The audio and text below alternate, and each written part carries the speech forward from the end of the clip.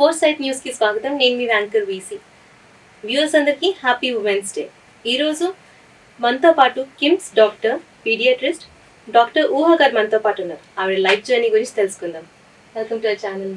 నమస్తే. Thank you for having me. నమస్తే madam, ఇప్పుడు చాలా వరకు చిన్నప్పటి నుంచి ఉమెన్స్కి చాలా గోల్స్, ఇన్స్పిరేషన్ ఇవన్నీ ఉంటుంది. సో మీరు డాక్టర్ అవ్వాలని ఎందుకు అనుకున్నారు? వై డాక్టరే ఎందుకు చూస్ చేసుకున్నారు? Because of one of the thing is that family బ్యాక్గ్రౌండ్లో చాలా మంది డాక్టర్స్ ఉన్నారు. ఫస్ట్ ఇన్స్పిరేషన్ నాకు అక్కడి నుంచి స్టార్ట్ అయింది. ఎవర్ ఐ సీ దెమ్ ఒక సార్ట్ ఆఫ్ రెస్పాన్సిబిలిటీ ఉంటుంది వాళ్ళకి. బయట ప్రొఫెషన్స్తో కంపేర్ చేస్తే ప్రతి ఒక్క చిన్న విషయాన్ని జాగ్రత్తగా తీసుకుని ప్రతి ఒక్క చిన్న విషయం మీద చాలా రెస్పాన్సిబుల్గా ఉంటారు. ఏది లైక్ ఇది to you have to take it for granted అన్నట్టు ఉండరు. ప్రతి చిన్న విషయం తీసుకుంటారు. So I like that thing.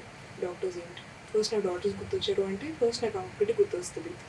They take every small detail, చిన్న రెస్పాన్సిబిలిటీ కూడా వాళ్ళు తీసుకుంటారు. It inspired me a lot ఎప్పటి నుంచి. మరి చిన్నప్పటి నుంచి డాక్టర్ ఎలాంటి బుక్స్ మీరు ప్రిపేర్ అయ్యేవారు? How you started towards your journey to doctor? Intermediate నుంచి లైక్ బైపీసీ తీసుకున్నాను. ఇంటర్మీడియట్లో స్పెసిఫిక్ బుక్స్ అంటూ ఉండదు, కానీ కాంపిటేటివ్ ఎగ్జామ్స్ కొన్ని బుక్స్ ఉంటాయి. కొన్ని కోచింగ్ సెంటర్స్ ఉంటాయి.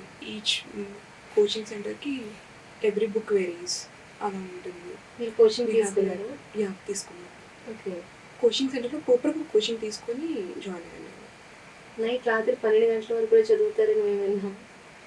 It depends. 12 గంటల వరకు కాదు, ఇంకా ఎక్కువ చదవాలి. యాక్చువల్లీ డాక్టర్ అయిన తర్వాత అంతే చదవాలి, డాక్టర్ ముందు కూడా అంతే చదవాలి. Even to get that seat it's very tough.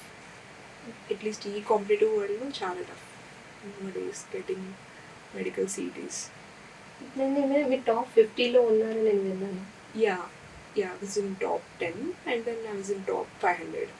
అప్పుడు ఏపీపీజీలో ఉన్నప్పుడు నేను రాసినప్పుడు. మరి ఇప్పుడు కాంపిటేటివ్ అనిపించలేదు. ఇది కాకుండా దీని తర్వాత మీరు ఎంబీబీఎస్ అయిన తర్వాత హౌ వాజ్ యువర్ ఎంబీబీఎస్ కాలేజ్లో మీ జర్నీ ఎలా ఉండేది?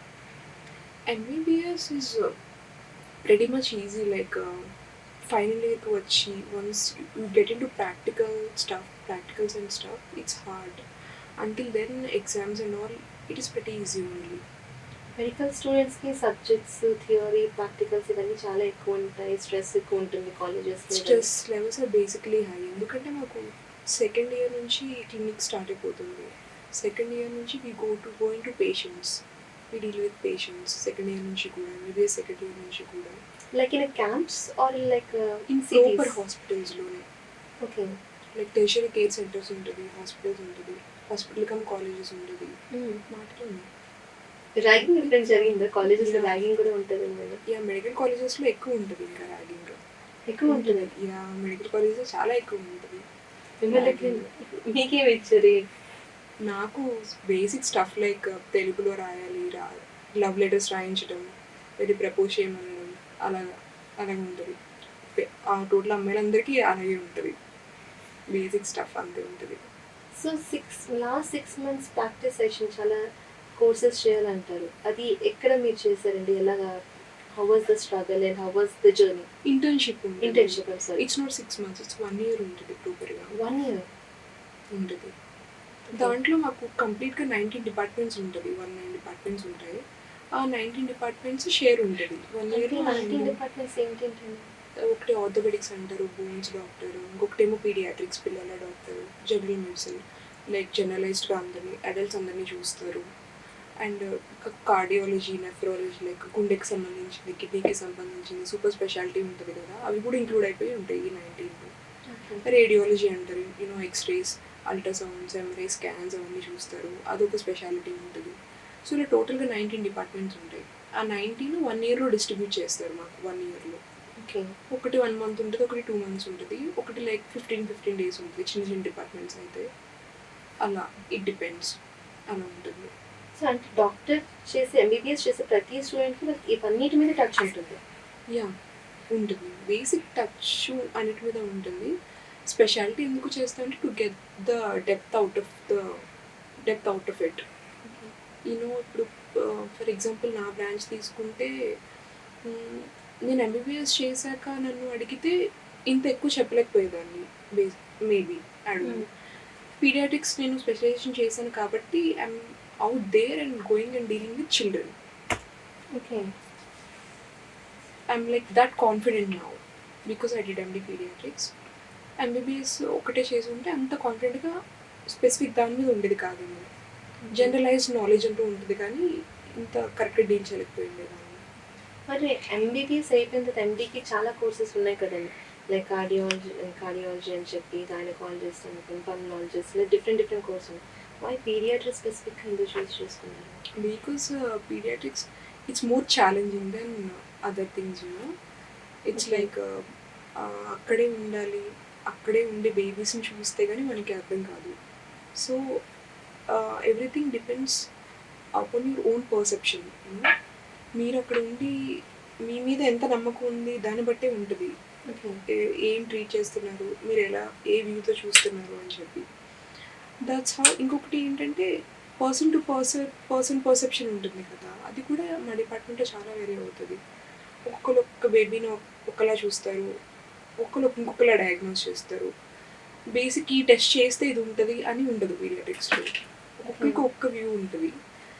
Most of the views work మా డిపార్ట్మెంట్కి వచ్చేసరికి. And obviously it's not boring to watch kids play and all. నేను పిల్లలు ఎక్కువ ఏడుస్తారని విన్నాను. They cry. మమ్మల్ని చూసినప్పుడు ఏడుస్తారు. ఎందుకు? డాక్టర్స్ ట్రీట్మెంట్ ఇస్తారు కాబట్టి they do injections and they give medications. So they cry a lot. Fix అయిపోయి వస్తారు, ఇంజెక్షన్ ఇస్తారు. Yeah, if they see the white coat, they'll start crying. Okay. Nowadays kids are very, మీకు అలాంటి cases ఎప్పుడు వచ్చాయి, పిల్లలు ఏడ్చే కేసులు ఎక్కువ? yeah, వచ్చాయి. మరి ఎలా హ్యాండిల్ చేశారు ఆ టైంలో? ఏం నార్మల్గా ఎత్తుకొని మాట్లాడటం, బుజ్జగించడం, దగ్గరికి తీసుకోవడం పిల్లల్ని. And most of the times OP basis మీద చూసుకుంటే చిన్న చిన్న కేసెస్ వచ్చాయి అంటే మదర్ ఒళ్ళని కూర్చోబెట్టి ట్రీట్ చేస్తాం దానికి. ఓకే. మేము అది ప్రిఫర్ చేస్తాం. మదర్ ఒళ్ళో కూర్చుంటే పిల్లలు తక్కువ ఏడుస్తారు, అది ప్రిఫర్ చేస్తాను. లేదు ఇంకా ఏడుస్తున్నారు అంటే కనుక వీల్ జస్ట్ బీ లైక్ ఇన్ఫార్మల్గా ఉంటాము. ఏప్రిల్స్ అది వేసుకోకుండా నార్మల్ కలర్ఫుల్ డ్రెస్సెస్లో ఉంటాము. The things we carry, the accessories we carry contains lots of soft toys and all. Chocolates దగ్గర పెట్టుకుంటాము to get a good approach for them. అలా మేనేజ్ చేస్తాం. సో ఎండీగా లైక్ ఎండీ కోర్స్ చేసేటప్పుడు మీకు ఇవన్నీ చెప్తారండి, లేకపోతే లైక్ ఆఫ్టర్ ద కోర్స్ మీ ఓన్ ఎక్స్పీరియన్స్తో వస్తుంది అంటారు? మొత్తం చెప్పరు, కొంత చెప్తారు. Okay. Most of the things ఎక్స్పీరియన్స్తోనే వస్తుంది. సో ఎండీ జర్నీ మీకు ఎలా అనిపించింది? ఎంబీబీఎస్ ఈజీ అనిపించింది, ఎండీ ఈజీ అనిపించింది? ఎంబీబీఎస్ కొంచెం ఈజీ అనిపించింది నాకు. నా పర్సనల్కి అయితే ఎంబీబీఎస్ ఈజీ. ఎండీ జనరలైజ్డ్గా కొంత టాపిక్ రావడానికి అంత కష్టపడక్కర్లేదు. ఇన్ డెప్త్ ఆ టాపిక్ రావడం మాత్రం చాలా కష్టం అనిపించేది నాకు అప్పట్లో. ఎస్పెషల్లీ నేను చేసినప్పుడు అంతా కోవిడ్ టైమ్స్ ఉంది. ఆ టైమ్స్లో కొంచెం లేట్గా తెలుసుకునేదాన్ని అన్నీ. అండ్ అప్రోచ్ టు చిల్డ్రన్ కొంచెం కష్టమైంది ఆ టైంలో, బికాజ్ అప్పుడే ఎక్కువ మంది పిల్లలు బయటికి రాలేదు, హాస్పిటల్స్కి రాలేదు కోవిడ్ టైమ్స్లో. సో దానివల్ల నాకు కొంచెం కష్టం అనిపించింది. ఈవెన్ కోవిడ్ వల్ల కూడా చిల్డ్రన్స్ చాలా మంది ఎఫెక్ట్ పడ్డారు, న్యూస్లో కూడా మనం చూసాం. పిల్లలకి వచ్చేసి ప్రాబ్లం అదే. ఇప్పుడు వాట్ హ్యాపెన్ ఈజ్ పెద్దవాళ్ళకి సిమ్టమ్స్ వచ్చి వాళ్ళు చెప్పుకొని వాళ్ళు అనలైజ్ చేసుకొని కోవిడ్ టెస్ట్ చేసుకుంటే పాజిటివ్ అని తెలిసేది. కానీ పెద్దవాళ్ళకంటే పిల్లలకి like 90% of the children got affected with Covid. అది మాకు పోస్ట్ కోవిడ్ సిమ్టమ్స్ వల్ల అర్థమైంది. కోవిడ్ అయిపోయిన తర్వాత పెద్దవాళ్ళందరూ బాగానే ఉన్నారు, పిల్లలందరూ ఎఫెక్ట్ అయ్యారు. పోస్ట్ కోవిడ్ మిస్క్ అని చెప్పి ఒక సిండ్రోమ్ ఉంటుంది. మాకు అది ఒకటి ఉందని కూడా తెలియదు. లైక్ ఒక 200-300 కేసెస్ ఒక సిటీలో ఒకేసారి వచ్చేసరికి. సో మాకు అలా అర్థమైంది, లైక్ పెద్దవాళ్ళకంటే పిల్లలే ఎక్కువ ఎఫెక్ట్ అయ్యారు. Just because they did not get tested, they are not like తెలియదు మాకు అని చెప్పి. It's very challenging. మీరు ఎండీ కోర్స్ చేస్తున్నప్పుడు లైక్ మీరు ఇలాంటి ప్రాక్టీస్ చేస్తే ఎండీ కోర్స్ చేసుకోవచ్చు అండి? అలా అలో చేయరు మన దగ్గర. ఓకే. తెలుగు స్టేట్స్లో అలా చేయరు. నార్త్ ఇండియాలో కొన్ని యూనివర్సిటీస్ నుంచి అలో చేస్తారు. కొంతమందికి మ్యాండేటరీగా చేయాలని ఉంటుంది. సిటీ సెంటర్స్ అని ఉంటుంది హాస్పిటల్స్కి. ఫర్ ఎగ్జాంపుల్ మా కాలేజ్ తీసుకుంటే అవుట్ ఆఫ్ ద సిటీలో మా కాలేజ్ ఉంటుంది. సిటీ సెంటర్లో సిటీ మధ్యలో ఒక హాస్పిటల్ ఉంటుంది. ఓకే. బికాజ్ అది కొంచెం ట్రైబల్ ఏరియా నేను చేసింది. అలా సిటీ సెంటర్స్ అని ఉంటుంది. సో మీరు ఎండీకి ఎలా అప్లై చేశారు? You got seat over there. నాకు ఏపీ పీజీ అని చెప్పి అప్పుడు కాంపిటేటివ్ ఎగ్జామ్స్ ఉన్నాయి. Through that I got seat పీజీకి. No, not government, I got in private sector only. Okay. So అక్కడ నుంచి మీకు ఇక్కడ వచ్చింది. Basically I applied for 3-4 different డిపార్ట్మెంట్స్కి అప్లై చేసుకున్నాను. ఓకే.